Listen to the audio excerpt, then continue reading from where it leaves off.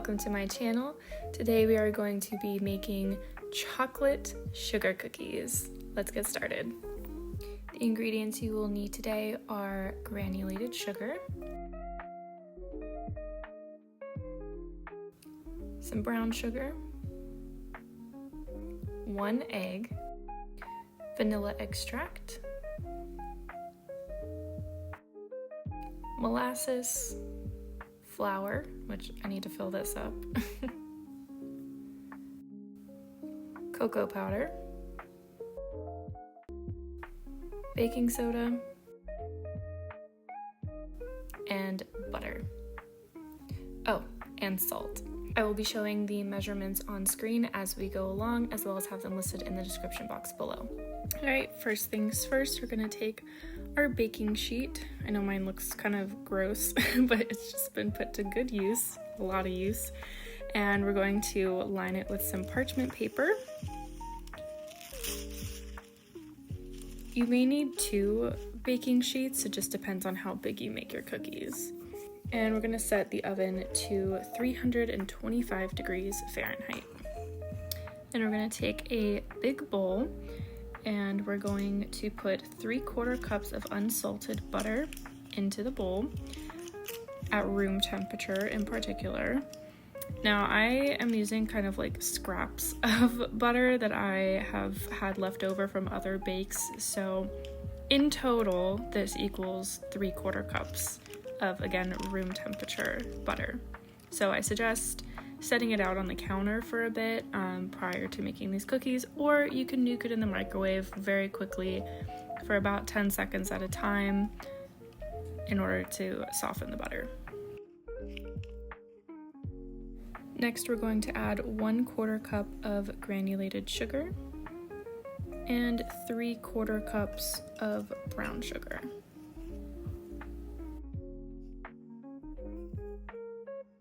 Next, you're going to want to take your handy dandy mixer and cream together the butter and sugars. I'm using a hand mixer because it's just easier for the video, but I also have a stand mixer. If you prefer a stand mixer, be my guest and use that. Or if you have a hand mixer, works just as great. So we're going to mix this together for about 2 to 3 minutes until it's light and fluffy. After you're finished with that, we're going to take our 1 egg, which is, by the way, a room temperature egg.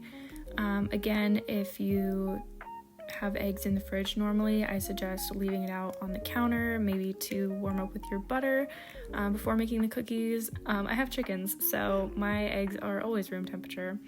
But yeah, if you don't have that and your eggs come in the fridge, then just leave it out on the counter before you start all of this, and probably by the time you use it, it'll be good to go. Now we're going to add 1 teaspoon of vanilla extract and give it a quick little mix.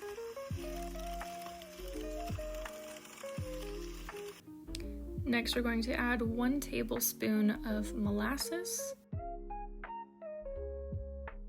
and mix that in as well. Once you're done with that, your dough should look like this consistency. I'm not really sure how to describe it other than cookie dough consistency. If you know of a better description for that kind of texture, let me know in the comments below, because that's the only way that I can describe that.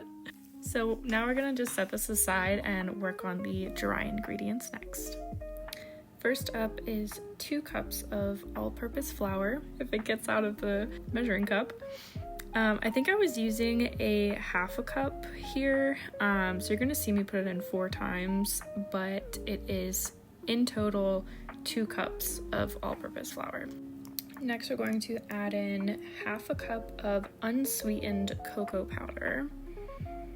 I realized after the fact that it was supposed to be sifted, so whoopsies. But good news is it didn't really matter, in my opinion, in the end, so if you don't have a sifter, no big deal. Next, we're going to add in 1 teaspoon of baking soda, and again, I'm using a 1/2 teaspoon, so that's why I'm doing it twice, but in total, 1 teaspoon of baking soda. Lastly, we're going to be adding in half a teaspoon of salt. I know I have pepper flakes in my salt. My husband's messy, what can I say? And we're just gonna whisk all that together until combined.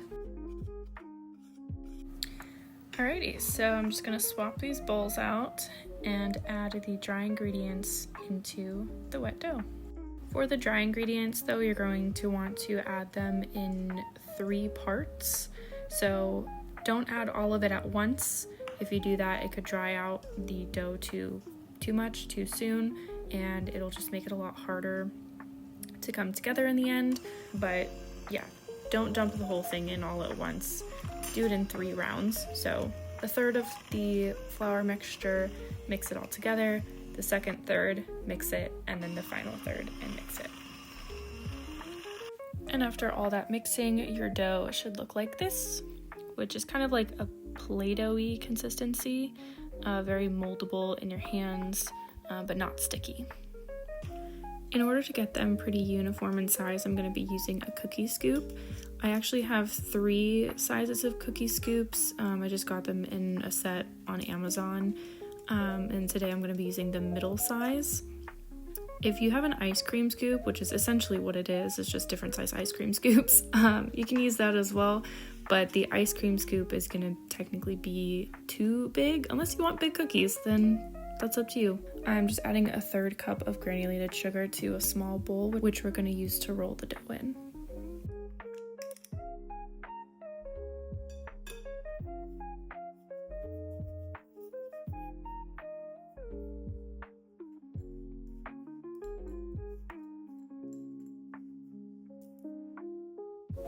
Just a little tip here, if you're using a cookie scoop, you want to make sure that all the excess is taken off and the top of it is flattened so that each cookie you're making is exactly the same size. Okay, so once you have all of your cookies rolled and sugared, you're going to take a glass, or you could take the bottom of your measuring cup, whichever you prefer, and we're just going to slightly press on them, not too hard because you don't want them super flat, but it's going to flatten it out so that they don't puff up, because they will crack open kind of like a crinkle cookie if you've ever made those. So flattening them out helps it not puff up too much. And these babies are good to go. So we're just going to put them in the oven for 10 to 11 minutes. The edges should be set and the tops of the cookies will be, like I said, cracked slightly. Once they're done, just let them cool on a cooling rack for about 10 minutes or until your heart can't take it anymore, and enjoy. Thank you so much for watching. If you enjoyed this video, please subscribe and follow Buona Bakes on my socials linked below. See you in the next one. Bye!